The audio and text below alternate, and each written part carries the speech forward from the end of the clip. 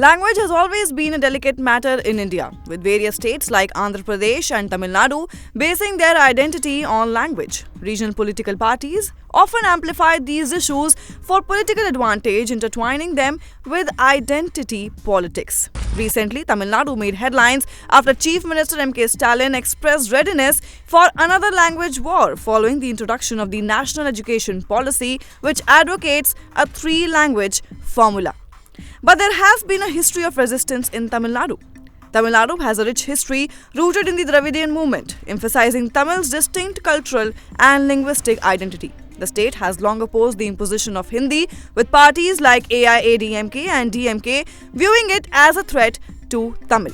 In 1965, Tamil Nadu witnessed an anti-Hindi agitation which tragically saw several pro-Tamil activists, mostly through self-immolation, protest the imposition of Hindu.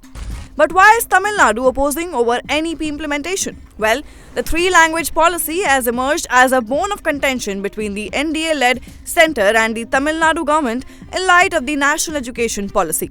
The three-language formula, which was first introduced in the NEP of 1968, mandated the teaching of Hindi as a language in non-Hindi speaking states, which triggered protests. Later, following strong opposition to the policy, Tamil Nadu adopted a two-language policy of teaching Tamil and English in its government schools. Now the centre included Hindi again in the NEP 2020, which again caused a stir in the state. However, the centre specifies that the languages to be learned will be the choice of states.